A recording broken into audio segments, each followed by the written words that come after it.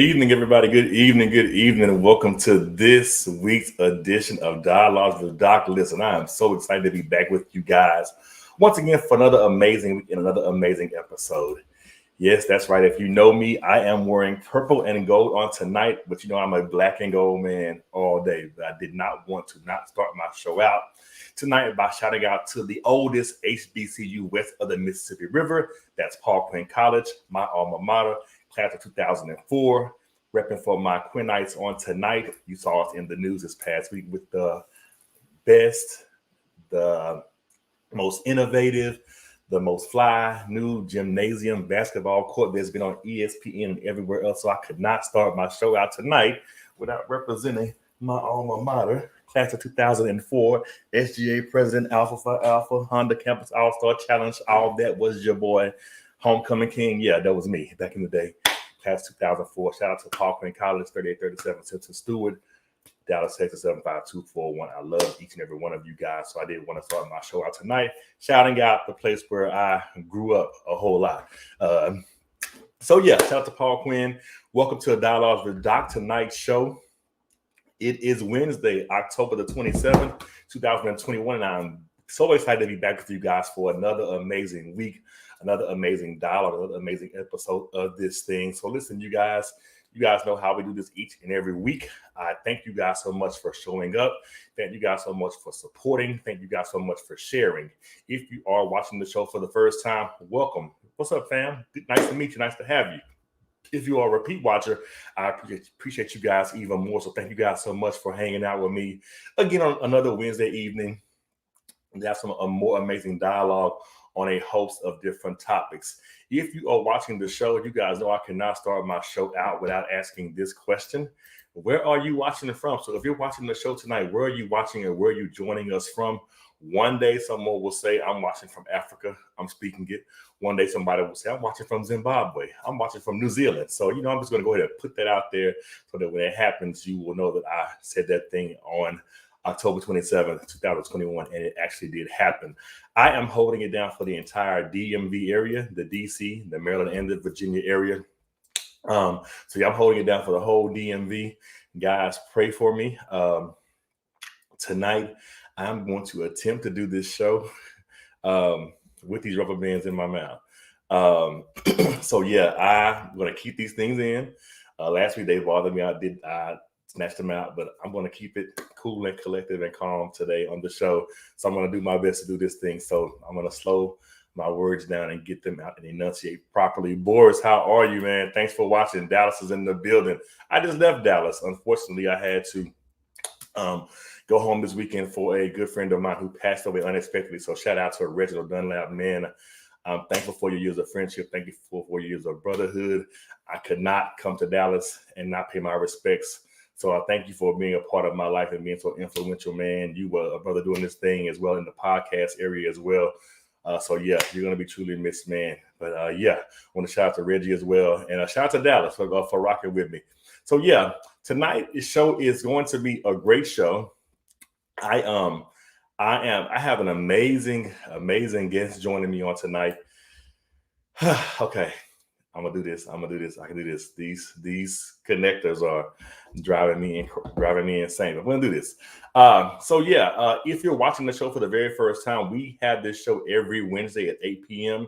We have a host and a range of different topics for any and everybody. So we've had shout out to Goody Howard, a good friend of mine who was on, gave us a sex therapy class. We've had a show called Parenting in a Pandemic, which was pretty dope. Had some parents on the line, had a show called Black Males in Higher Ed, Black Females in Higher Ed, Black Females in Education. I've done shows on foster dads. I've done shows on houses, like the influence of a house, like having a house mother and a house father. Also done some shows on living your best life. Just a bunch of different shows that I've done, and they're all chronicled on the YouTube channel. So if you're watching on YouTube, hit that like, hit that subscribe button, and you can always get an alert when I am about to go live and do the show each and every week. But every show we've ever done since August of 2020 is in chronological order on the YouTube page. So if you're watching, you can go back there. If you're on the Facebook page, if you're on the Facebook side, even go to the Dialogues with Doc Facebook page. The shows are on the page as well. You can always catch a recap. You can always go back and watch a show if you missed something like that. So yeah, go ahead and support. Also, the podcast is coming back. Did a couple of episodes for the Dollars with Doc podcast, which is just a small snippet of this live show each and every week. I need to get some more equipment to make it more efficient. So I now have the equipment. So guys, hold tight. More episodes of the Dollars with Doc podcast are coming.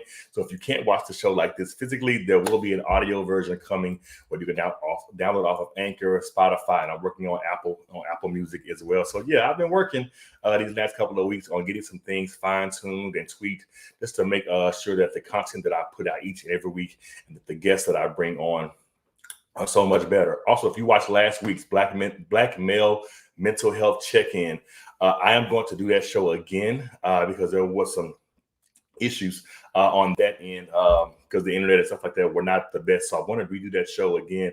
So if you watched that show last week, hold tight for me. I definitely want to redo that show for you guys and make sure it is of the best quality and the best content for you guys to be able to enjoy it. So yeah, that's what I'm going to do. Like I said, I've been working on some things in the back. In the midst of, y'all continue to pray for us educators. This is a rough year. I'm tired of the word quarantine and contact tracing and all that good stuff. So yeah, just pray for us educators as we continue to push through this pandemic. They don't want to say we are essential workers, but we are. I'm an essential worker each and every day.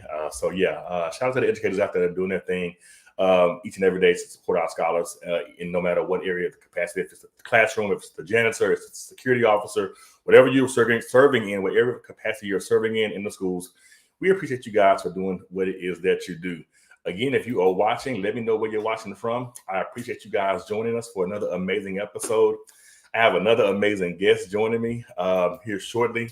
And it's been a long time coming, but we finally got our schedules to connect to make this thing happen. But yeah, if you're watching, let me go ahead and cue this up so I can bring on my guest the right way, the right Dialogues with Doc way.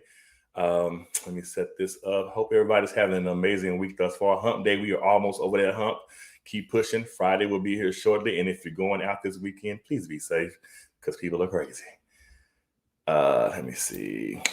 Here we go. All right, let me set this up, cue this up for my guests, guys. If you guys know, this is Dialogues with Doc. We only bring our guests on one way, the Dialogues with Doc way. So let me get my guests queued up to come in, and we'll be right back after these messages.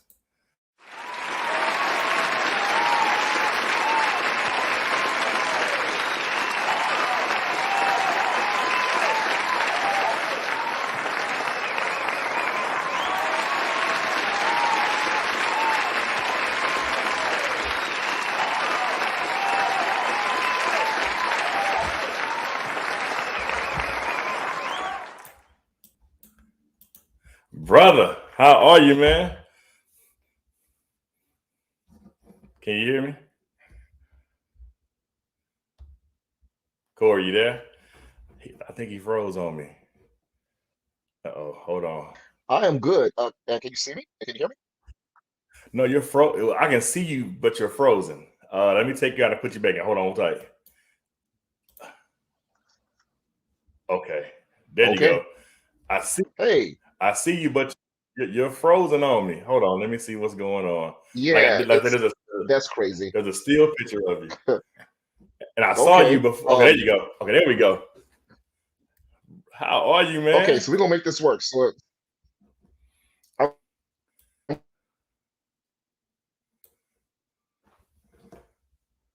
Hold on, y'all. That's that Teddy Riley spirit. I rebuke it right now. Hold on, we gonna get this to work. Hold on, hold tight. Hold on. I'm gonna take him out. I'm gonna put him back in.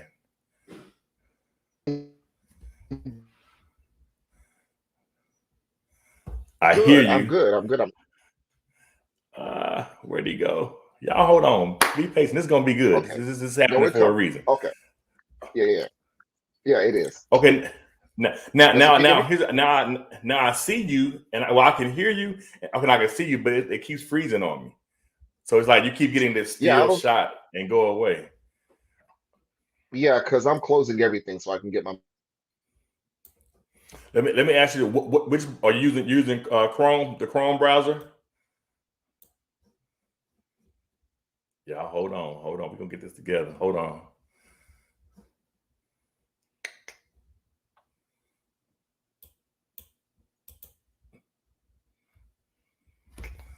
Be patient. Be patient.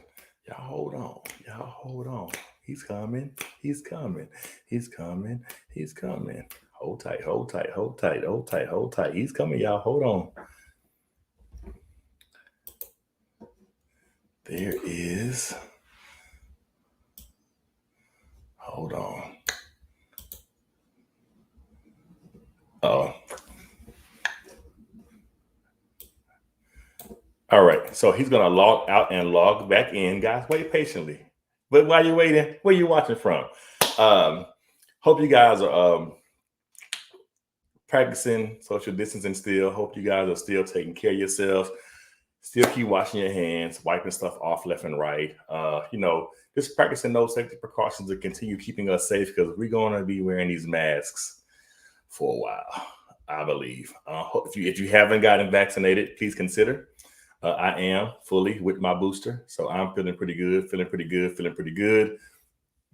No major side effects. I slept good. That wasn't a side effect. That was just me needing some rest. So yeah, if you haven't considered getting the vaccine, please do so. If you gotten your booster and you qualify for your booster, get it. Yeah, all that good stuff. Okay, hold tight. Let me bring my guest back in. Okay, Hey, there you hey, go. hey. There you So I'm on go. my phone now, so this is not the best view, but I had to be on, so I'm not going to let you down. No, So you're good. If you turn your phone to the side, it'll fit you in the box. It should.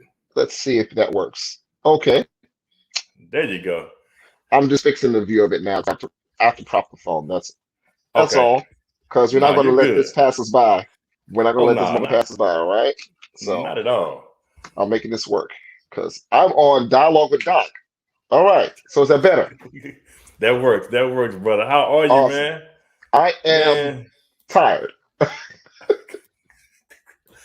I totally understand. Listen, Wednesdays seem to be like the day where we just try to crash and we have to just keep pushing. I know it's called hump day, but it's like, can I just go to sleep today and just wake up and it's Monday again? No, I Yeah, totally understand. well, today was a special, well, not so special, but an interesting day because of the work I do is highly emotional. I have to do a repository for people with deal with things. So today I had to do an intervention. I had to intervene with a family.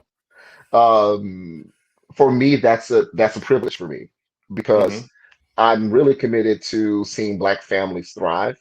So although I was working with one client, I said, well, your support system is not really, the best right now. So I drove about an hour and a half to go visit this family and sit for a few hours. And we came out of there with some truth that hurt first, but it felt better afterwards.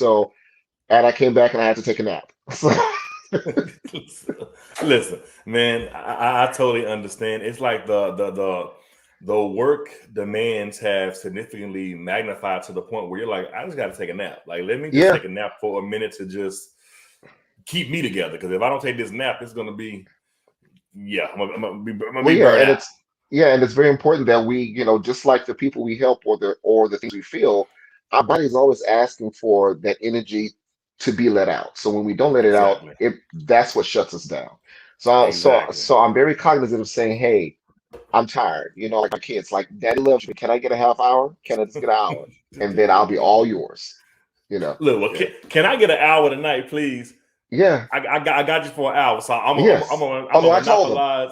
Oh no, I told them. No, listen, I turned off the phones. I said, kids, I'm not going to be free till about 9:30, and you guys are old enough to know how to survive. You'll be fine. I love it. I love it. So let's just jump into this thing, man. Listen. This has been a long time coming. I'm appreciative of you and for you. Thank you for saying yes. We finally got our Absolutely. schedules to connect to make this thing Absolutely. happen. So let's jump into this one-on-one with Cory. So Cory, just tell us a little bit about you, about a little bit about Cory and what life was like for Cory growing up. Life for me was now looking back, I can describe it differently now, but Hmm. life for me was very interesting. I moved around a lot. There was a lot of trauma and turmoil.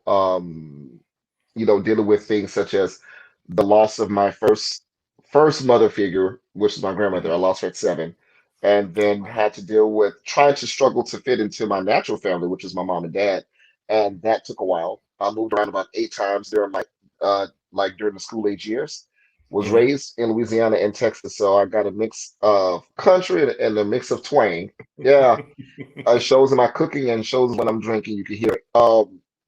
And just not really being a product of trauma, but experiencing it and understanding now how it showed up in everything I did until I knew what it Hmm. was. Um, and sometimes with trauma, you actually forget the good times because you're so keen on bracing yourself for the fallout. You Yeah. forget that you had some good times. I have to tell myself, Corey, it wasn't all that bad, you know?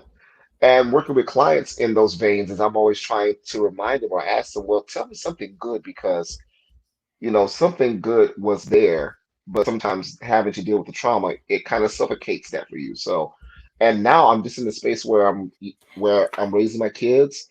I'm doing the work I love.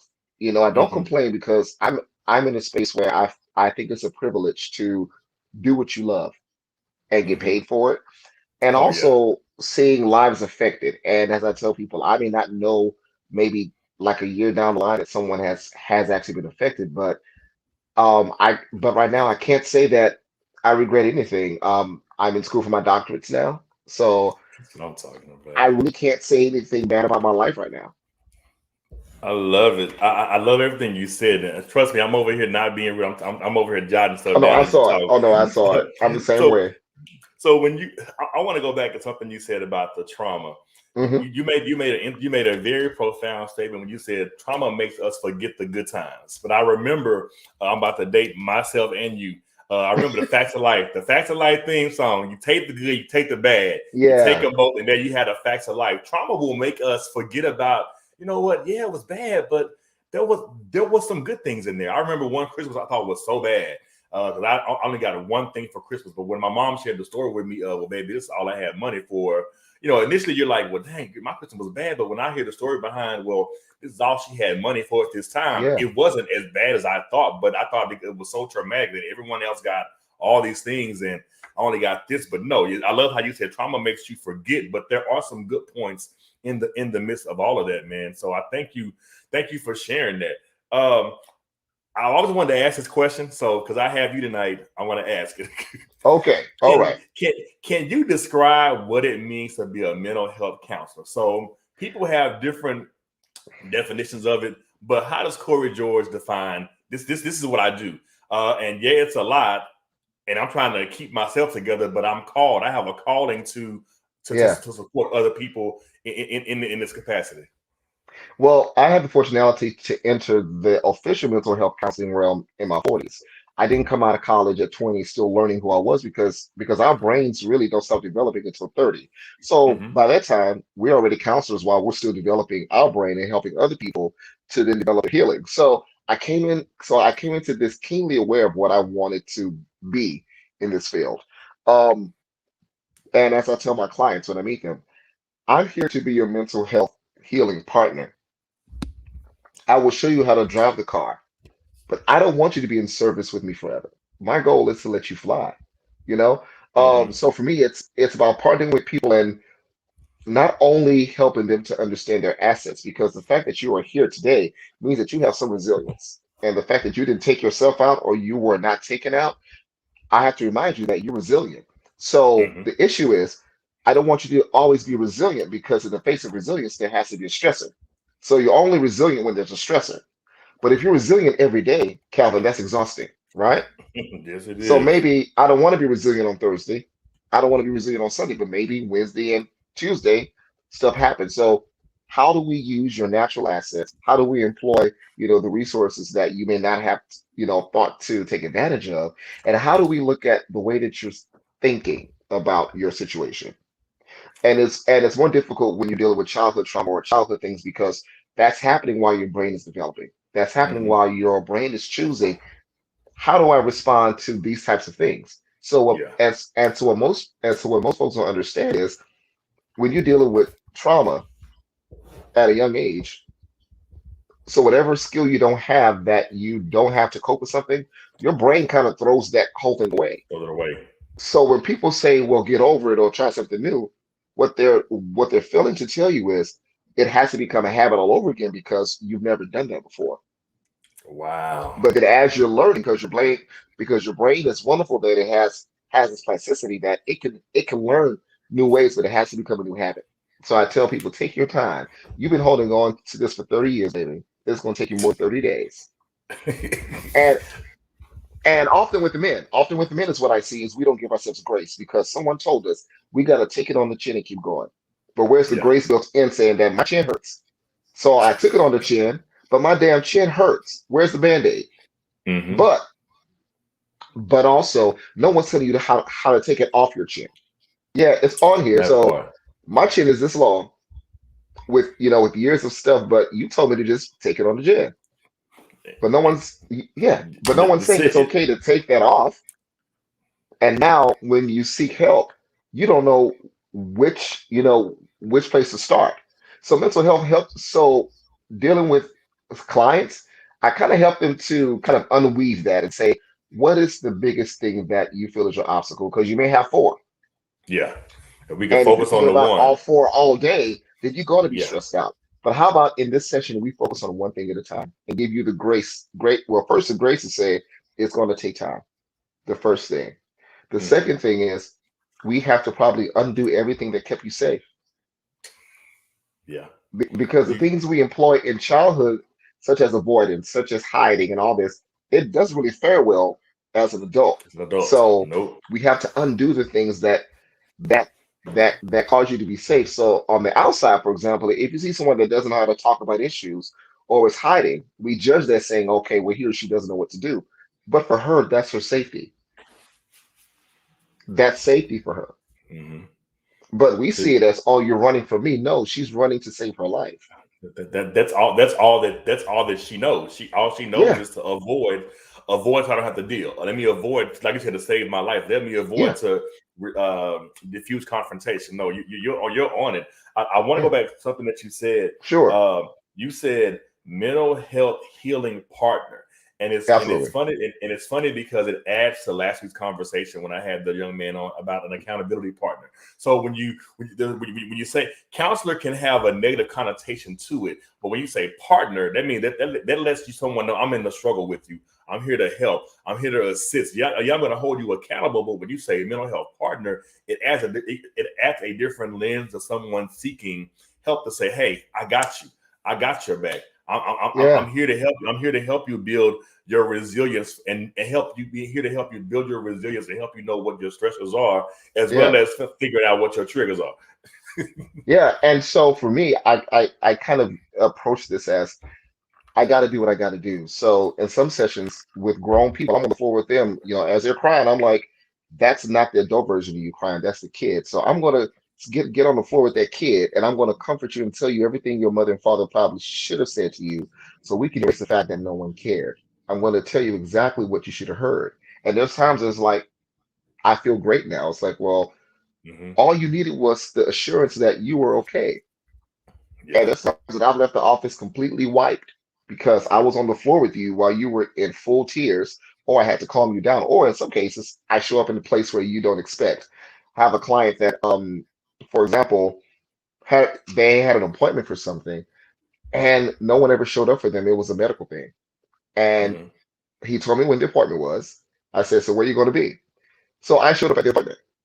And he was like, well, why are you here? I said, I told you I'm your partner. So if I got to model what support should look like if you've never felt it, when you leave this office, you know what to ask you know what to ask your friends and family for. This is what your support looks like. Exactly. I said it cost me nothing if I was free, to do that. But now you know what that's supposed to feel like. Because how can you ask for something if you've never experienced it? That's good. How can you ask how can you tell someone how to love you if you never ever felt love? Or you haven't Mm-hmm. or your definition was so skewed that every time you got it, it was still hazardous for you. It's. I told an associate of mine at work recently, you have to inspect what you expect from people. So I can't say I want you to do this project here and not inspect it every now and then to make sure that you give me the expected outcome. When you haven't had, like you said, the client has never had anyone actually show that they cared and go to the doctor with them. And it's something that many of us take for granted, but it's something that Yeah, someone else, like your client, has never experienced, so they don't know how to or what to feel when Mr. Cory shows up. Like, yeah, I'm your mental health partner. I'm here to help you yeah. navigate this thing called life. And you're going to get through this, but now I'm going to show you what you need to expect moving forward from not just me, but just anybody in general who says that they have your back. Listen, Well, you yeah, yeah, go and ahead. also, and I had a phrase that came into my head right before right, and these things happen. That's why I feel like it's the universe talking. So I think the work I do, I always make myself available. I never think I know everything. So before I start doing anything, I just say, let me be available to what the universe says. So there was a message that came to me maybe 2 minutes, like 2 minutes prior, and it said, if you love me, you should know. And that's powerful because how many times have, and I don't know if you've ever done this, but I have way in the past, said, if you love me, you should know how to treat me. Then I say, but you never told me how to love you specifically, though. Now I can love you the way I love my sister, brother, or my ex, but I never met Yeah, you yet. So yeah, that would be wrong of me to just love you in a way that is so static that I never take into consideration your special needs. And that's when we have to understand I will communicate something. So I won't assume anything.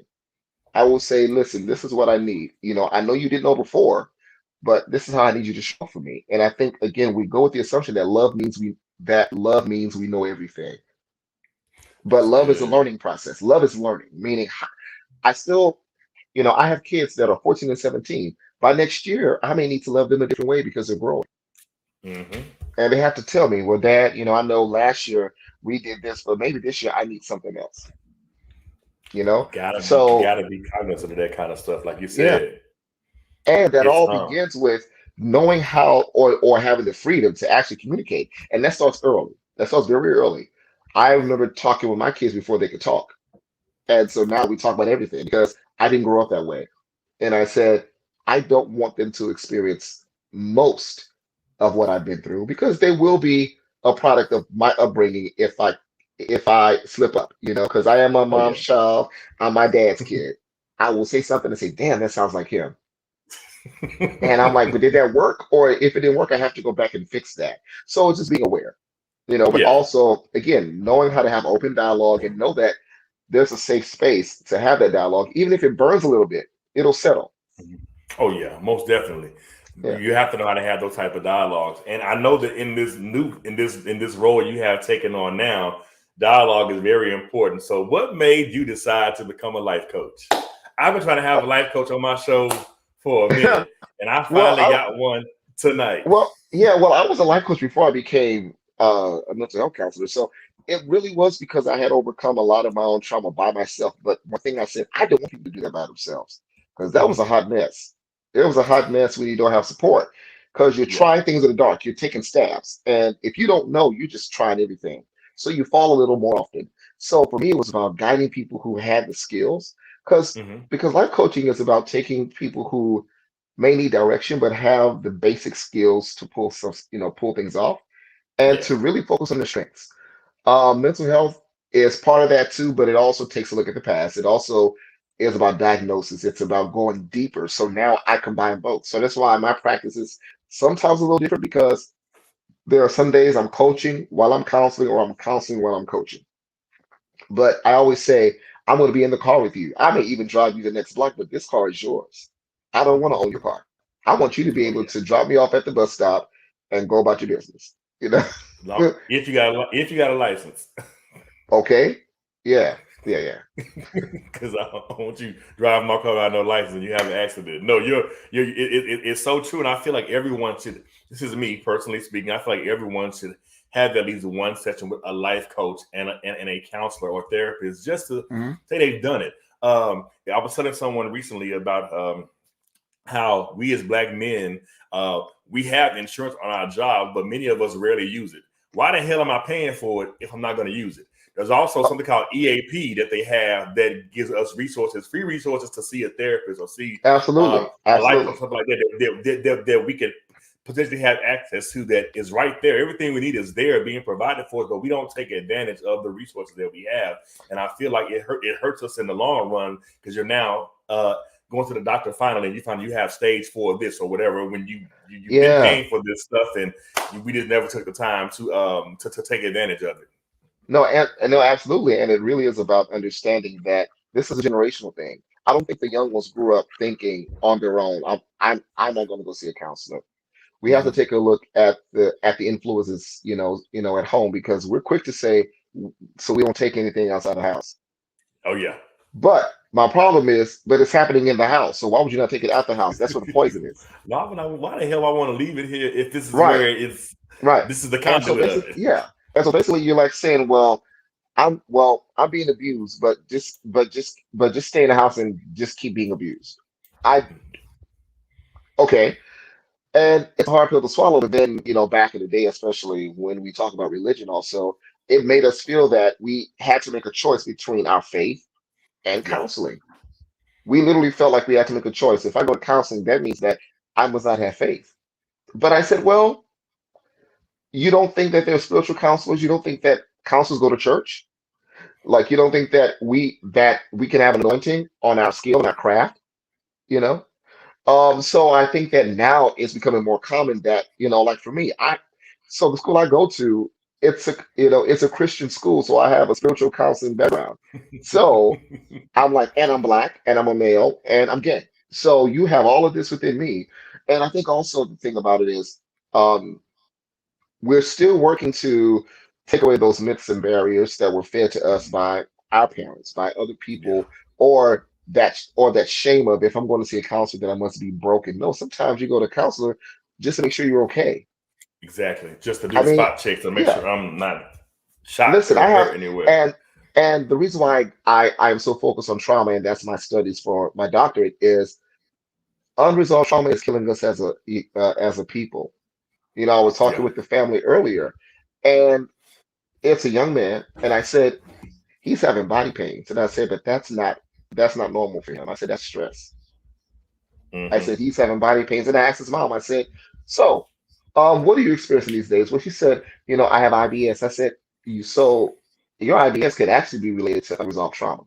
It may not be IBS. I said, are you having joint pains? Is your back hurting? Are you having a headache? And she said, all of those. I said, yeah. See? Okay. Um, So we think that because, mental health has to show up mentally, like we have to see somebody going through something, but sometimes it's the same thing that causes heart disease. When our Hmm. body is under stress, our body employs these mechanisms to try to fight the stress. And just like if you're ill, your body Yeah. has an immune system, right? Yeah. So when you're dealing with unresolved stress, your body employs hormones and activities in the body to try to bring your body back to what we call, well, it's its natural level. So whatever your normal heart rate is, your normal blood sugar levels, all that, your body works to do that. But just imagine if your body's doing that all day every day. Your body starts to think this is the new baseline. So now your baseline for normal becomes higher. So Yeah. that's why some people who are working out every day, who are eating healthy, can still have hypertension. And it's not because you're eating bad, it's because there's something that's working in your body that keeps activating your stress hormones. There's an there, That's there, why you there- see there's it. an Yeah, there's an infection, and what do yeah, infections do? What do infections do when they aren't treated? They continue to grow. So you go so long with this untreated trauma, like you said, this, unresolved issues and untreated trauma that continues to exacerbate to yeah, where it is now. You're like, man, like you said, the kid earlier, he's dealing with stuff from his childhood that he has never been able to touch or resolve. And now he's an adult living in a child's body, and you're like I said, you're on the floor well, crying yeah. for comfort, trying to help nurse them back to some form Well, of and and also the thing about it is, as I said earlier, all our emotions are just energy trying to escape. So mhm. I told somebody, I said, you felt like crying, did you? I said, well, why'd you stop? He was like, well, I didn't want to cry. I said, so you suffocated your emotions at that moment. You decided I'm not gonna cry, and you push those emotions back in your body. Now you're going to feel it somewhere. I said, I guarantee you're probably going to have a headache because you did not let your body use its natural resources to get your emotions out. I said, would you rather cry or punch a wall as you normally do? I said, you give me Wow. the choice because you had a moment there to let it out, but something is telling you that that's not the safe way to do it. but punching a wall and then paying the Mm. cost of that is better for you. So I said the reason why you punched the wall is because you didn't cry. The reason why you didn't punch the wall is because you didn't talk it out because your body's telling you, I need to get this out. Yeah. So like joy. So like when you're happy and joy, you want to go do something.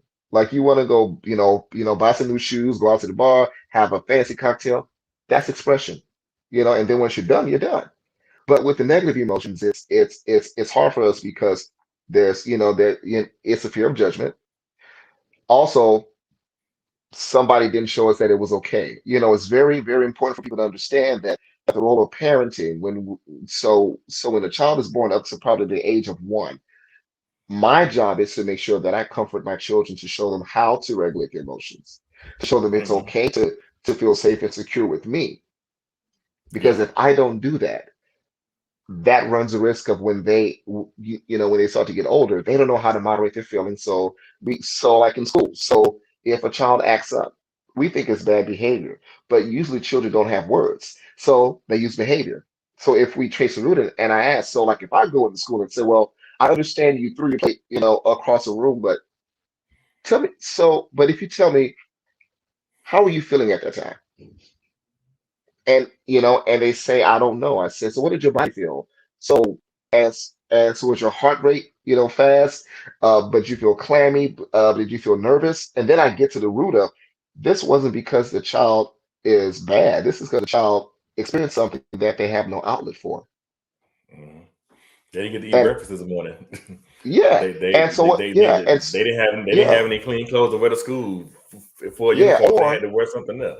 well, either that, or we don't know what that path was between when you leave the door to your house and you get to school. We don't know what that Exactly. pathway also entails. So then when we tend to punish that behavior in the ways that it's okay to find a way to have exploratory talks with children. So one Hmm. of my goals with my so one of my goals is to go into schools and to help them to become uh, a trauma informed school. And do I think it's the teachers, means to do that? Not as, no, because you guys are teachers. But I do think basic education about it and understanding, well, hey, there may be a deeper conversation if we know the signs of maybe, the child may be having abuse issues, all these things. And also, if we look at bullying, most bullies have experienced or are going through something at the time. Hmm. So if you punish, the bully, that kid is still saying, but no one's helping me though. Like you Yeah. punishing me for acting out, but I'm acting out because I have no control elsewhere in my life. That's good. That's That's good. a I whole want to conversation. So yeah, so that could be the whole hour. But you uh, but I want to go back to the trauma thing. uh-huh. Because 99.99% of people in the world have experienced trauma in some shape or form. But how has Corey George implemented some strategies to overcome some of yours? So think about, the things you've gone through. What are some of your best practices to overcome or deal with some trauma that you may have experienced? Well, I think for me is because I wrote it in my book. Is the first chapter is to tell the truth, Hmm. to tell yourself the truth of what happened. Because there are times when we experience something so painful that we only remember the highlight points. And Hmm. sometimes we cast blame wrongly on ourselves or even other people. But then once we're able to do that in a safe space, and sometimes you telling the truth, that also requires a counselor because you can't deal with Yeah. it. Um, Yeah. but to have someone work with you, in those training events. So if you're going through something and you blamed yourself as a child, someone can help you to reverse that negative thought pattern. So now Hmm. you don't feel like you deserve abuse. You don't feel like you have to act out. You don't feel judged because if you start blaming yourself, that shows up in all of your other, you know, um, in your other areas of life. And so that's the first thing is to tell the truth. And then secondly, wow, I used to say forgiveness, but I don't say that anymore. Um, Okay. that's a timing thing, and I don't even use the word forgiveness anymore because that's a heavy word for people. Yes, it I say is. liberation. So the word I Mm. use instead of forgiveness is liberation because that's simply freedom. That doesn't mean that doesn't mean that you have to tell someone you want your freedom. That doesn't mean that you have to forgive someone for your freedom. But the goal is freedom. I It's love it. freedom from the consequences of something that's already happened. and it's like a tape that keeps playing over and over again. And unfortunately, what happens is if you haven't if you have not resolved that trauma, you then mistake other cues as reminders of that trauma, and you respond as if the trauma is happening all over again. Mm-hmm. And then afterwards, you have to deal with the fallout of what you may have done. So if you're in fighting mode, then you're fighting everybody or everything. Or if you're like, there are some people that when they see that reminder or they feel it, they freeze. They literally just get stiff It's and like they a can't deer in move. headlights. Yeah, Like they a deer can't in move. headlights. Or they run. Man. Yeah. So um, that's what I talk about. First is always the truth, man. First is always prime yourself to tell the truth. But if you feel you can't do it by yourself, get someone who can partner with you, who can safely work you through that. Because I deal with stuff like um, post-traumatic stress disorder, which is very deep. Uh, so I'm dealing with people that if they hear fireworks, they're like under the bed, or if they see a strange person that reminds them of something they've experienced, in terms of Mm-hmm. so for example, I had someone that passed by a laundromat and smelled the bleach in the laundromat Oh wow. and called me and said I had a moment because it reminded me of something. But then they said, but you gave me the skills to cope. I took my time and I breathed and I knew that my goal was to go to Walmart and I'm safe. This is not happening. So I was happy to hear that first they recognized it was a trigger. Secondly, they used the tools when it was time for them to use it and realized that they're still safe. And that's one of the goals of the trauma counseling is to make people realize you're safer than you know. You just are confusing the triggers and it makes it feel like it's happening again. Mm-hmm. No, I love how you said that because once you know what your triggers are, I can remember what Mr. Cory told me on how to Yeah, tackle this or how I can circumvent and go this direction or that direction. absolutely. But you gotta be willing to put in the work to realize what those triggers actually are.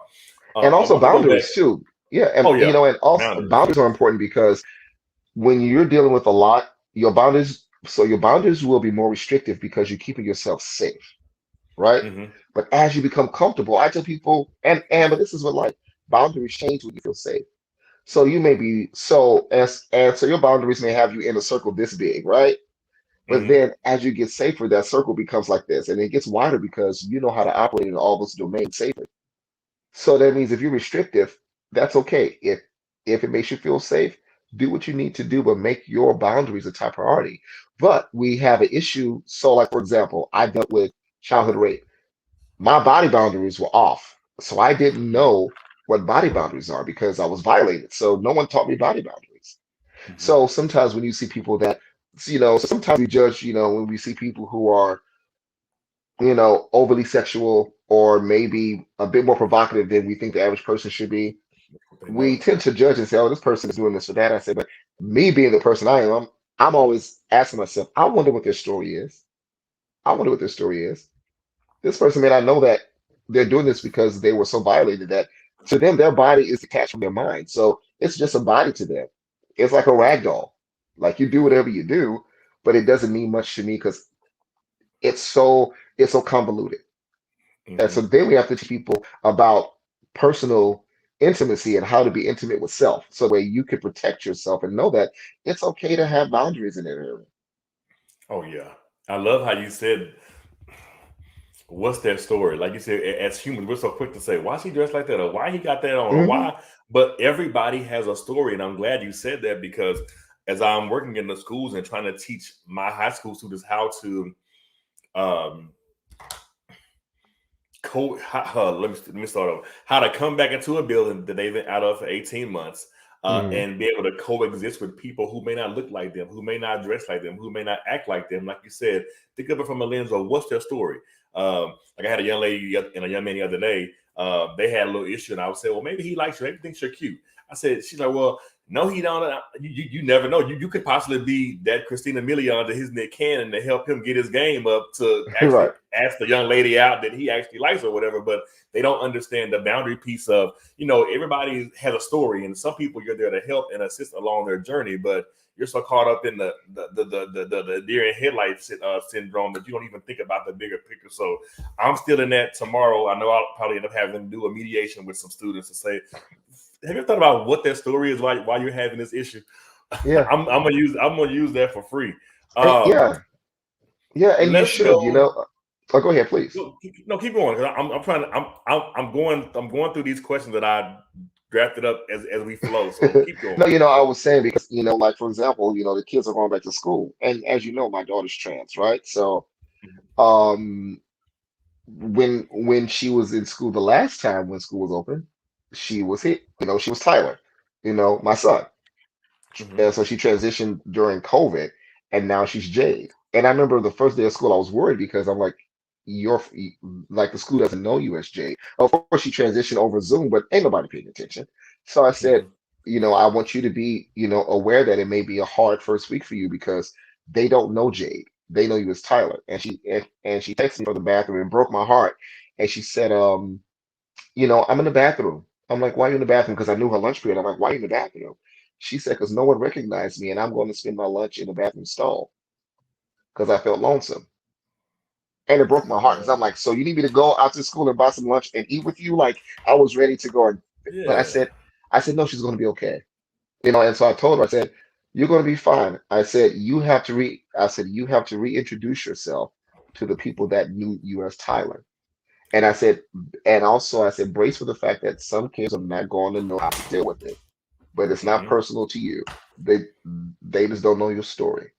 So, and now after that week, last week she ran for homecoming queen. I was so proud of her. She ran for homecoming queen. She went to someone else's homecoming. She was dressed up. I was like, that's. And when I realized this, no matter what sex she chose, the essence of my child was still there. Mm-hmm. And um I'm on her journey with her. I told her, I said, you're transitioning, but as a family, we're transitioning. And I said, I had a hard time because I had to grieve the loss of my son.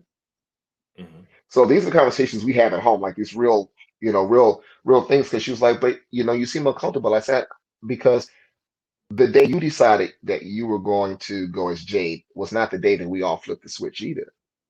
I said your little Right. brother lost his big brother. So he may be hurt. So I had to have talked to him because it took him a while to start seeing she. And she took it personal. I said, no, no, because he idolized Tyler.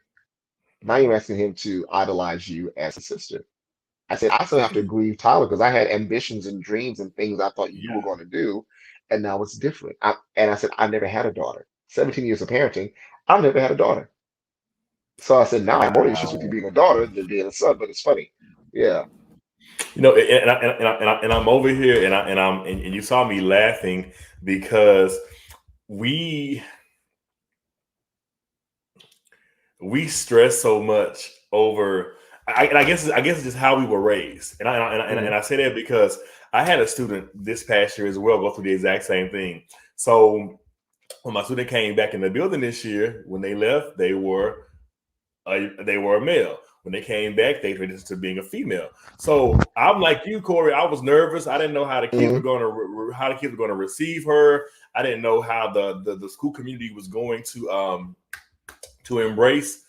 This Hmm. young lady ran for homecoming queen the other week. So when you saw telling Jade's story, I'm like, we had the same experience, similar experience in my high school that I work in. It was one of those things where, okay, guys, we know this is coming. How can we, as a team of administrators and teachers and leaders, how can we begin to have those conversations? Let's start addressing using the right pronouns. Hmm. Let's start by addressing safe spaces for those students. So what are the gender neutral bathrooms? What are the plans we can put in place to support them? Because I'm on the student support side of helping ensure that we have the right parameters in place for them to feel safe, for them to feel comfortable, to tell my teachers, Hmm. hey, you may not agree with this style of transition, but that doesn't negate the fact that you still have to give them a good, high quality education. So I'm still holding to the exact same standard, whether it was D or whether it's J. I need you whichever and address my scholars by the right name. So no, this is so amazing to think that things that we would have struggled with in school, when if our babies were growing up during the time that we grew up in, they're flying and excelling like it's nobody's business, and it's just a great rewarding feeling, like you said, Yes. for Jade to be able to just be herself, and once she reintroduced herself to her classmates, it was like, Oh yeah, we love Jade. We like Jade all right with us, and we rock with Jade, and Jade is the homecoming queen. So no, those type of things that you shared just continue to cement that we're doing the right thing Well, with and our it's funny children. because I had transgender people in my life when I was as early as I can remember. They passed on very, very early. But I think, again, the universe happens whereas life gives you things that you don't realize later how how it affects you. I knew their Mm-hmm. struggle, but I was comfortable with them. So I said, Jane, I don't care if you were a bag of potatoes. You're my child. I will love you until, but I said, it's the world that I'm worried about. As your parent, I'm worried about the world because I saw their struggle. But then I also understand that there's so much information and kids are actually, I mean, back in the day, we didn't have, boys wearing pink shirts and pink sneakers. Now we do. Mm-hmm. So there's a lot of things that me being older, hell, I'm 48. So I have to ask my kid, what is that? Like, what are you like? So what are y'all wearing? I don't get it. Like, why is that? Why is that a thing? But I think they're more flexible in understanding. Mm-hmm. They're so flexible in understanding. And my youngest son is autistic. He's 14. So when I tell you mental health has been in my life since way before I became a counselor, it has given me the patience to love them for what to love them for who they really, really are, but Mm-hmm. to also provide them two things. The confidence to push and the awareness of, yes, we have some limitations, but that doesn't mean you change your goals. That means Yeah, you change how you get there. that's it. That changes how you get there. So like, let's answer my son who's autistic. He's very high functioning, very smart, but socially, there's some things I said, well, maybe that's just not going to be your thing, but you can still be an engineer, you know. Mm-hmm. Oh, you can still do that, and we have to figure out education wise, how does that work for you? Occupation wise, after you finish school, how does it work for you? So as long as I'm informed, you'll be informed. So it pushes me to always be informed, so I can help her and him. I want to stay in this fatherhood space for a minute I because I because I man, Jade is 17. Like I feel yeah, like so we've known each other for so long. Like I'm that long, like that long. okay.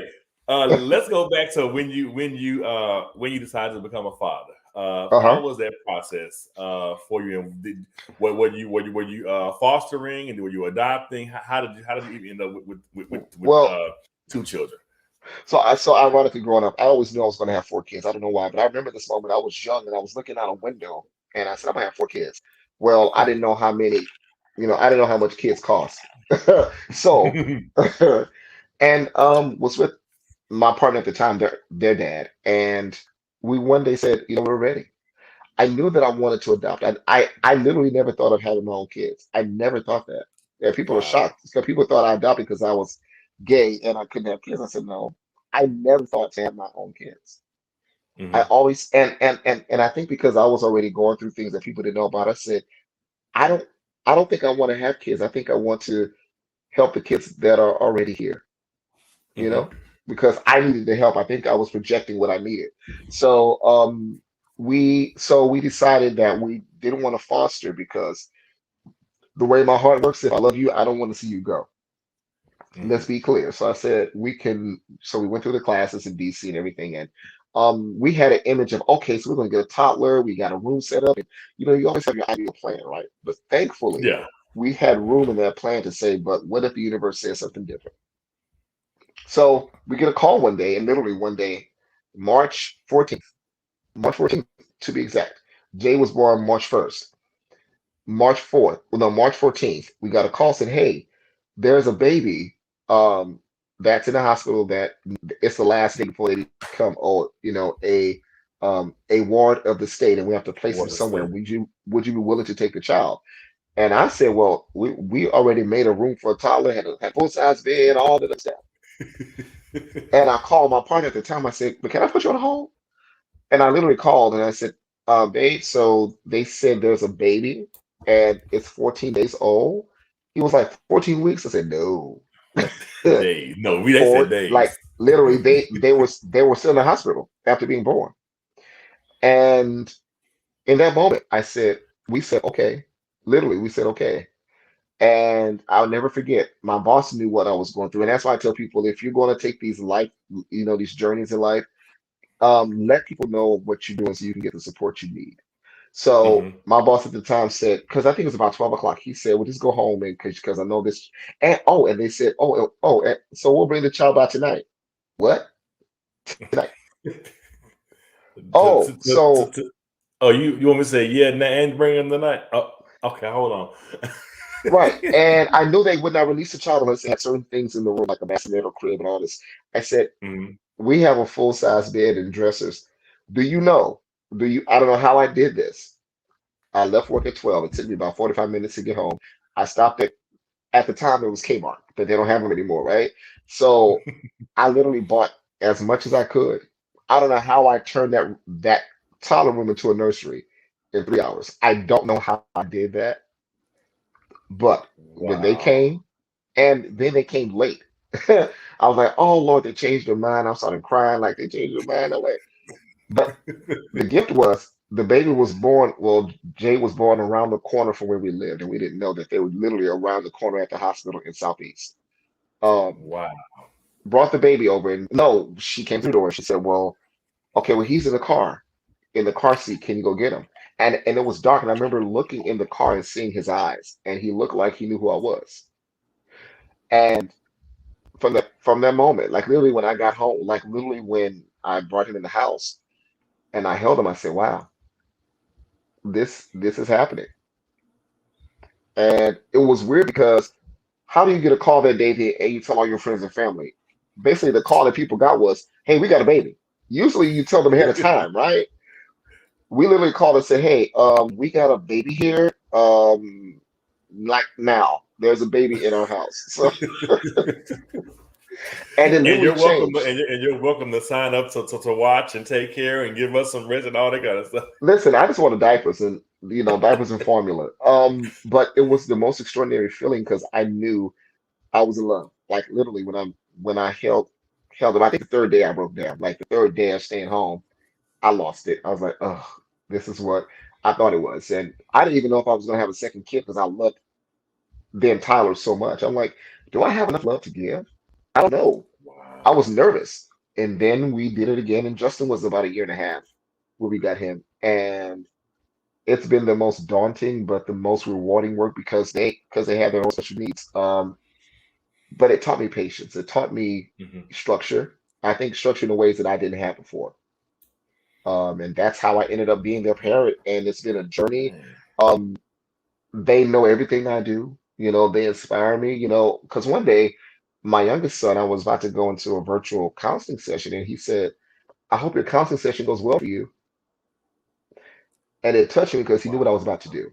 And it blessed me because some clients are very high risk, so I don't know how I'm going to be in the session. But to feel assured that my kid knows, the work I do, you know, um, and my daughter talks about, the stuff that she's seen me do on TV and on radio. So it makes me proud to let them know that you can find something you love and commit fully to it Hmm. while still having a life outside of that. Well, you took my next question already. I was gonna say, what has being a dad taught you? So you already told Well, told well, us. well, that part. But like I told my family today, I said my children are my mirror. So Hmm. they used to reflect things I used to do, not what I taught them, but what I do. I was like, oops. Um, but now I give them room to correct me. Hmm. I gave them the right to say, "Dad, what you said to me hurt my feelings," or "Dad, I need this from you." "Dad, maybe if you did this way, I could feel better about it." That's the best thing I could have given them because I'm not going to have children in my house and then when they turn 18 and I decide that they're leaving, if they don't know how to voice their opinions in a safe way, because this world is kind of crazy, Yeah. um, and be able to talk about their expectations. Don't assume Hmm. anybody knows what you need. Always walk Yeah. into a space knowing that you have the right to say exactly what you need to feel safe and secure and respected. Period. So I give them that room, and sometimes it hurts because they tell me stuff I didn't realize I was doing. I'm like, damn. Well, I'm sorry. It's like, And it dang, happened really? earlier Wow. today, like an hour ago. My daughter was like, "Oh, so no apology?" You're like, And I oh, wa- wait a minute. and I was like, "You're right." So what I said was improper, and and I apologize. And so then she said, "That's better. Okay, love you. Bye bye." Like literally, that's what the conversation was. So So how I'm so just how not. so how are they doing? You said when you initially brought in Jade, you had a partner who that you're no longer with. How did they take when you guys decided to go your separate ways? How did that affect them? Well, they were young though. They were very young. Okay. But I think now we have this thing where we kind of know that they're the priority. Are we best friends? No. I respect him for the wonderful father he is. I always say if I go tomorrow or I drop dead like this, but my kids are good. My kids are good Hmm. because and I think he feels the same way. My kids have two loving homes. I love If it. something happens over there, they can always be here and vice versa. So we work out things where it's really about communication. So if he has to go out of town, please so let me know like a week ahead because I plan things when they're not here. Yeah. So if I know that they're going to be here, they're my kids. I stay home. It's no big deal. Like it's no sweat. And so when he travels for work, I have them here. Or else if I'm traveling for a project or just on vacation, it really is about the conversation that's more about them. And because they have their own special needs, we have to be honest and say, well, what can we do between both households that makes it as congruent as possible? Hmm. So, for example, if I punish my son for doing something improper here, when they go back, I say, well, listen, I took the game away for a week because he acted a fool. So this is what I'm telling you. You should not let him play the game Yeah. because he's not going to tell you he punished. He ain't going to tell you Nope.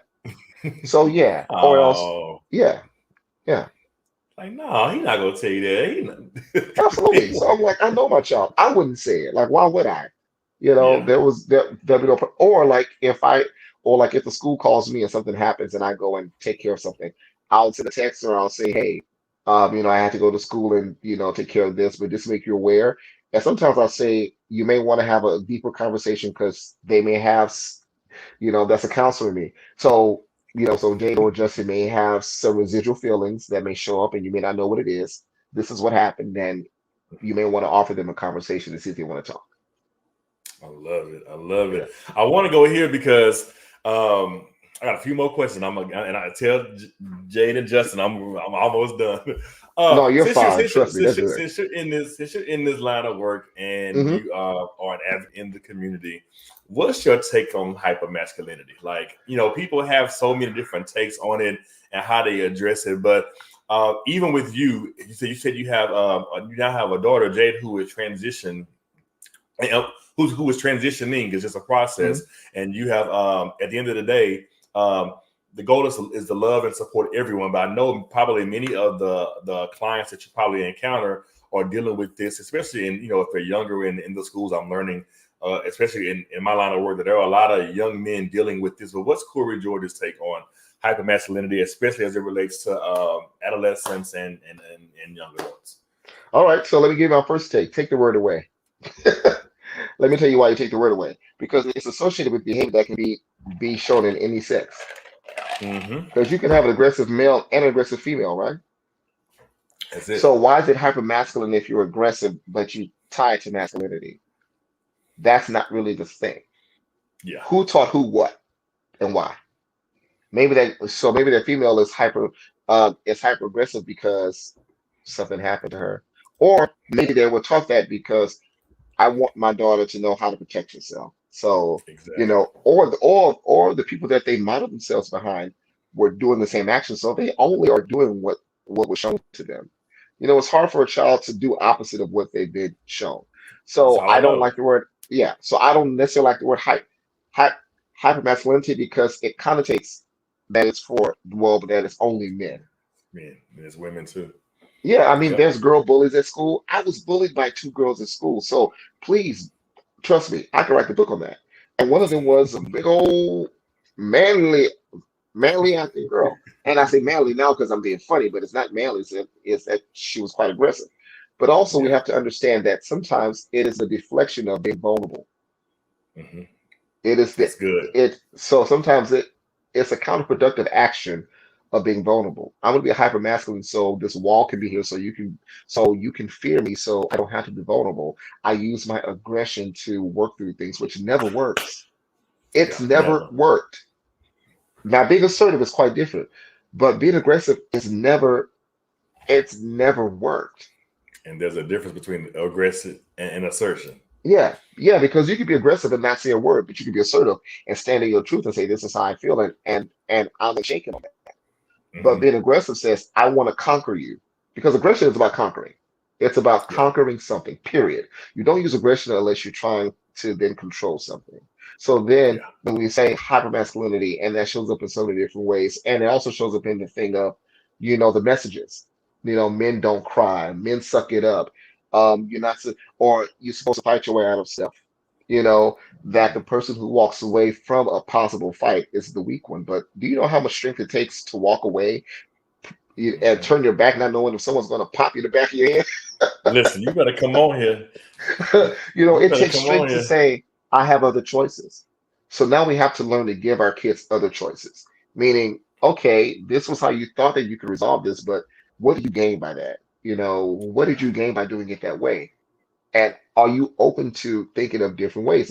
And so because also teach anger management, there's anger management that is strictly for adolescents, because what's happening is, even even if you are giving those hypermasculine messages, you're also dealing with hormonal changes during those stages of the teen life, Wow. right? Uh-huh.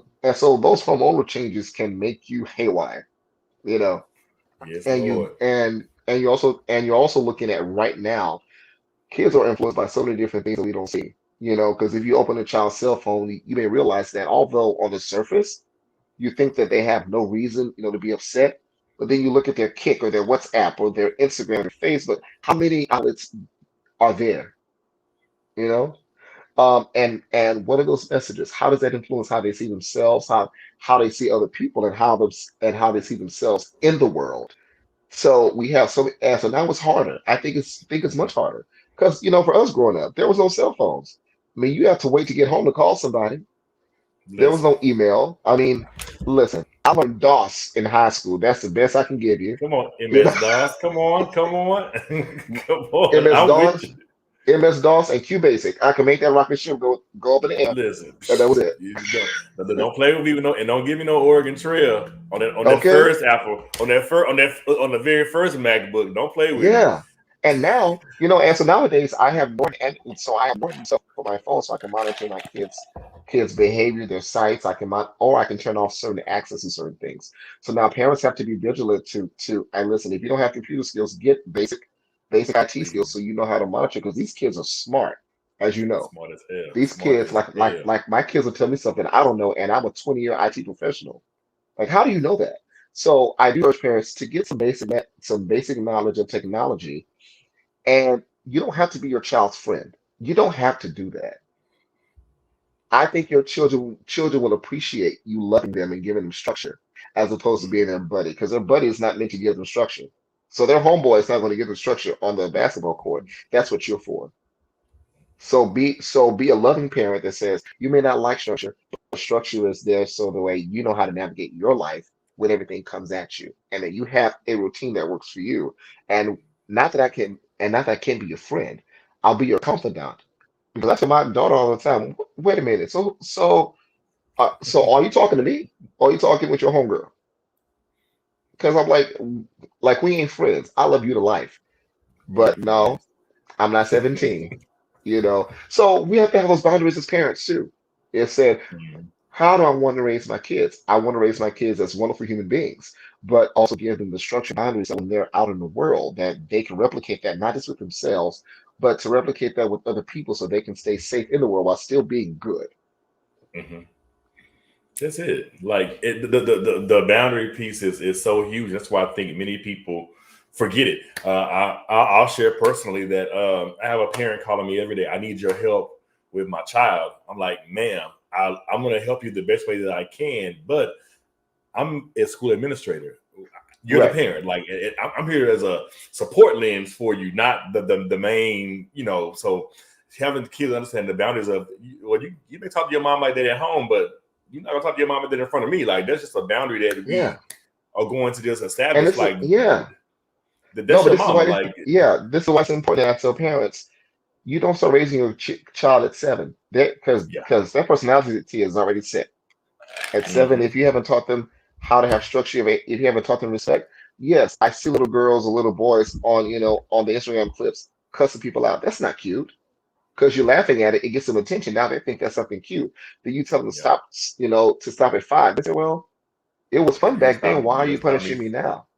Exactly. You punching me now, and I've been doing it. So why? Yeah. Yeah. No, So you are it's totally this thing right. of, yeah, and so I do cringe when I'm looking at Instagram. I'm like, these kids should not be doing this. It's not cute. And you're dressing up your child every day, taking pictures and teaching them how to pose. So now they become obsessed with image at 5, at 6, at 7, at 12. And now it becomes a thing that's a validating source. That's it. So for me, like what I do is before I even post my kids, if I ever do, I ask them, is it okay if I post your image? So I want to give them the right to Yeah. say yes or no. Hmm. It's not about me. I just happen to take a nice pic and they'll say no, no, don't post it. Okay, fine. There's no force. I don't need you to be plastered because I don't want you to think that's value. Hmm. And parents, That's it. parents, if you're offended that I say that you're posting your kids way too much, it should hurt a little bit. It should sting a little bit because we talk about the influences that our kids have, but if you begin to indoctrinate your children at an early age that this stuff matters, unless they're getting Yeah. paid gigs and they're getting paid, if it's for free, what's the cost overall? Unless Yeah. I'm getting You're a right. check to unless I'm getting a check to dress up my kids every day and to tell them to pose, and then you get mad if they don't pose right. Some of these parents are really chastising their children because they can't get the best pick. I know they are. I mean, you can't tell me they're not. So it's highly critical that we look at the things that we're doing at a very young age, very young. That's it. That sets the tone for everything else that may follow. That is it, man. That is it. No, you're on it. Yeah, yeah, P Feely, he's on it. Cory, you know I love you. I know. But before we get out of here, I got to ask you about this experience. So, can I ask you about Ayana? Okay. Okay, so I asked him before I brought it up. So let's talk about it. So Okay. the whole fix my life experience. When I say let's talk about it, before we close out, I want to ask Uh-huh. you 4 questions about it. What did you learn? What did you gain? Any epiphanies doing it, and any regrets? So I know I kind of gave you a lot, and one thing I noticed that I've always admired about you is even when I saw you on the show, I'm like, this is what Cory does. Like, so the fact that you took yourself out of yourself to deal with things that I was Well, like, that was so really quick because I know we're limited in time. So funny story is no, I we didn't. got time. Okay. I didn't ask to be on that show. I was referred. And Wow. and ironically, it was August 31st. I was exhausted from work that day, and the next day was my birthday. So my phone kept going off, and it was my IG thing happening. And I said, well, what the hell's going on? And then it was a producer talking about their casting for the show. And I said, this is a joke. I literally was rolling back over because I was tired. I'm like, child, this ain't real. And then it buzzed again because I guess she saw that I read it, but I didn't answer. And she said, yeah, and then come to find out, this is how the universe worked. I produced and wrote a documentary that was on YouTube. It got about like 11 to 12,000 views on the central topic of what the show was about. Wow. And someone who was asked to be on the show was a guest on my documentary. He didn't make the cut, and so he referred me to it. So they already knew that I had already done the documentary. And I said, well, why me though? I'm not really on the side of I'm not really on the side of the broken part anymore. Hmm. I wasn't as broken. But they said, are you sure? Because she I'm like, okay, I'll try. Literally, I was like, I wasn't as broken. So when people watch the show, they're going to see that my trajectory was quite different than other people. So that's one thing. So I went through the process and they said, okay, you're coming. Oh, okay. So, and what you guys see is it's 2 episodes, but we filmed for 4 days. So this is the totality of the work that there was a lot of work done that you didn't see. A lot of moments that were filmed even with me by myself that didn't make it because I guess my story was not as impactful because I wasn't as broken. It's So broken I as was well. deemed the Yeah. elder of the group. I was deemed the elder because I was the oldest, so they labeled me the elder. Um, but the good thing about the show is that you saw it was 5 of us, 5 levels of pain. So it went from extreme pain to damn near none, which was me at the Hmm. end. what I learned was that everybody deals with it in their own time. Hmm. It looks different for different ways because one of the guys, if you saw the show, was um, I think he was a veteran, or he was. So he had those moments where he and Iyanla has intense moments. Hmm. Well, now that I'm getting my doctorates in the same thing, I now see what was happening. I'm like, oh, that what was happening.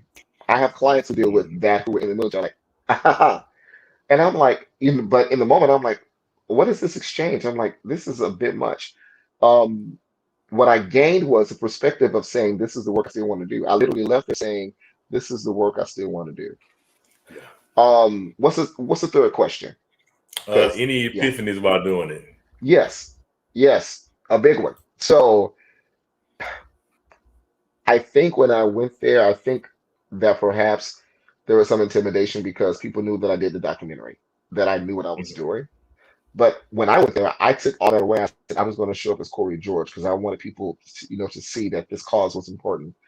Um, I remember the last day we were filming, and there was this audio guy, the same one, this like kind of short, it was short, older white guy. And at the end of the taping, and it was a wrap. And I think I said to him, and I'm paraphrasing, I said, so this is my last time seeing you. Thank you for, always making sure we sounded good and all that. And he said something to me that stuck with me until now. He said, it was a pleasure working with you, but I don't think this is your last time on TV. Wow. And he said, because see, what they do is when they finish filming, but they run the dailies back and they look at some of the film. He said, every time you came on the camera, we saw something there. And that lived with me. And that was because we filmed this 5, 6 years ago. Like 5, 6 years, that's like yeah, like Yeah. 2017, I think. Yeah, and so I kept it Oh. in my spirit because when you don't ask for messages and you get them, those are the ones that you should hold on to. And I didn't know what it meant. I knew that I wanted to do this work in trauma. I didn't even know that I was going to go back to school. And then, and so one of my regrets is one of the big things I said about being on the show. I said, I if it's black men, I need to have a variety of black men. I don't want to have just gay black men. I just feel like that also that pushes the cause that says either if you're molested or raped, then you become gay, or only gay men are raped and molested. And I didn't want that narrative. Right. So guess what happens when I show up at the house in the first scene and everybody's standing in front of the house? You know, all of us are gay. I regretted Hmm. that.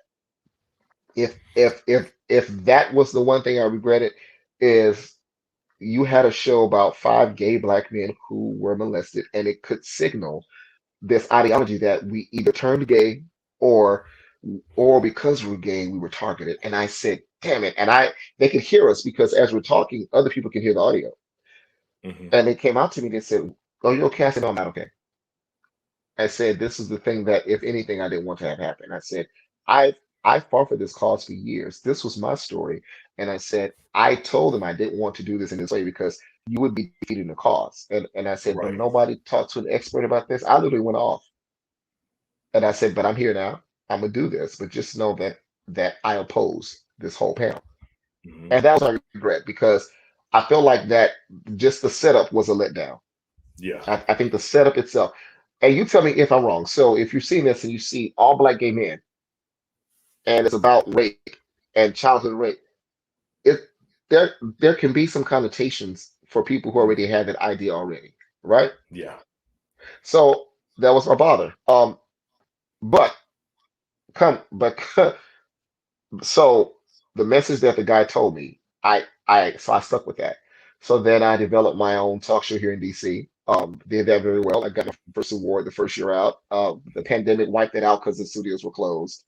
And then last April, this April, May, April, got a call from AD Network. So Wow. what people don't know is that I'm on a new show, and it's called Online Addictions. It's a sister show of Addictions. That people ever watch that show. It's a long running show when they talk about what they're trying to get someone into rehab, right? Hmm. So it's it's shot documentary style. So I got a call out the blue, like literally out the blue. And it was like, well, yeah, we saw your stuff and we are interested in casting for this new show, blah, blah, blah, blah, blah. Yeah, so it's already greenlit. And Um, Went through some casting thing 3 or 4 times, and the last call, I remember this. I was in the airport, and they said, "So can you meet with the executive producers on Zoom?" And I was like, "Well, I'm going." Well, I was in Houston. I got to my brother's house. I said, "I need to get some time to get on Zoom so I can meet with these producers." Had the meeting, went well. Then the next day, I got a call saying, "Hey, they liked you, so here's your contract." Wow. This was, and so I've shot 2 stories. So I'm one of the experts on the show. Um, Wow. yeah, That is awesome, man. yeah. So I haven't talked about it yet because I'm the type of person I don't talk about things until it's reality. Mhm. Um, Oh, so this and hot off the press, y'all. See, this tell y'all dialogues with doctors the spot. If people want to share stuff, they can. This hot off the press. So y'all better yeah, watch it and because I'm gonna be watching it. well, yeah, and I want to talk about it now because they're on the tail end of filming. So I filmed the first episode and I filmed another one when people didn't know I was recovering from COVID. So Hmm. I was recovering from COVID and it was a long process, but I'm like, I'm gonna go and film my damn show. So Hmm. I went in, I showed up every time I went back to that hotel, I collapsed. um, because it was a toll because I'm still holding space for families that are trying to push someone into addiction. No, I'm sorry, push someone into treatment for online addiction, for gaming addiction, which can be a little different than drugs and alcohol because we see the effects. So we see the effects of drugs and alcohol. We don't always know the effects of porn addiction. We don't always know the effects of gaming addiction, online addiction. So Hmm. it forced me to study up so I can help these families. And so I may be shooting a few more episodes, at least 1 or 2. I'm not sure yet, but I'm looking forward to it. Don't know when it starts. I think probably in the summer. I'm gonna Probably in say the summer. two. God give him two. Give him three while you at it. God give him one for the trendy, one for each member of the trendy. Yeah. But the interesting thing is now I have a so now that's why I do so now I have a new title. I'm also an interventionist. So having these experiences now I can add that stuff on my business card. Now I can Yeah. capitalize on that. But also I have executive producers' phone numbers in my phone. Of Wow.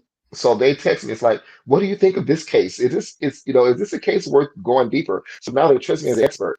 So now I have those connections because when I do my show, because in my universe, I think they took Iyanla off so I can show up. So let's be clear, she's gone, but I'm showing up. I'm showing up. So now when I make these connections and I shoot my pilot, and the reason why I'm actually going for my doctors is when you question a black man about his credentials, I say check mine, Check him. You better. check mine. And so it was really to be in a space where if I'm going, because I really want to help families, I want to be able to go in and help families who are dealing with trauma and not really heal them, but put them on a path of clarity and understanding and point them into their resources. Because I Oh think yeah. what we saw in Fix My Life, which was different. Um, After the show, there wasn't a lot of resources afterwards. It was like, okay, we do this and then we move on. The thing I learned about the online addiction show that I'm doing is we always give them resources such as rehab or counseling in their area. So I would love Hmm. to be able to investigate sources of help in that person's area and say, okay, I brought you this far, in these few days, but I don't want to leave you by yourself. Here's some free help. We pay for it. I want you to go out and get your counseling or your rehab or your healing. That way, when we check back with you, that the work still is in progress. So that's one of my Yeah. goals. I love it. I love it. Well, you took my what's next. But how can the people keep up with you, man? Because you are moving. You have a lot of things happening. How can they keep up with you? How can they follow you? Where can they buy sit or stand? Because I've been keeping up. Like I'm trying to check. It's no, it's very simple. My handles on social media is Corey George Cares. It's very personal for me. I care about every interaction, so it's Corey George Cares. That's on Twitter and Instagram. You go to my website, which is CoreyGeorge.com. I had to buy my own name. I had to buy my own name. By the time I bought it, it was $1,400. Are you serious? That was funny because I didn't think anything of it. Then I said, "Oh," but what happens is people will look at people who are highly searched, and then they'll buy those names. So somebody bought my name knowing that I would someday want to get it back. Wow. But it's mine now, and it's only $14 a year. I'm keeping that. So No, that's right. yeah. So when you go on the website where you find out about my services, you find out about what I do. You can also watch a documentary in like 4 or 5 parts. You can buy the book. So if you want to know anything about what I'm doing, it's normally updated. You go there, You can contact me for, for your counseling needs or for your family um, intervention. I travel if you need me. So listen, I'm trying to save lives through saving families. That's my goal. Hmm. Yeah. That's it, man. No, no, no. That's how we do it. We take it one step at a time, and we're out here impacting lives. That's what we do, Yeah. man. I appreciate you so much, Cory, for joining me tonight. You have shared a wealth of information. You all make sure you go follow him, keep up with him. He dropped some stuff, something fresh, hot off the press that's coming up on A&E. Hmm. So we're gonna support him in that regard. And I just thank you, man, for being a consistent brother. I'm so glad that we connected in the DMV. We got to connect more when we get these schedules able to sync, Absolutely. because Absolutely. between me working and doing this kind of stuff and you working and fatherhood as well, and other things like that, we just casually run into each other, and it's like, oh, and we pick right back up where we left off, which I've Right. always loved and appreciate about you, man. So just keep doing what you're doing. Thank Um, you. I'm gonna close this show out. Don't log out. This shit. I want to run some things by you, and then Yeah. and then we'll be done. Okay, guys. This has All been right. Dot Out the Doc for this week. I will see you guys next Wednesday with another amazing episode. See you guys next Wednesday at 8:00 p.m.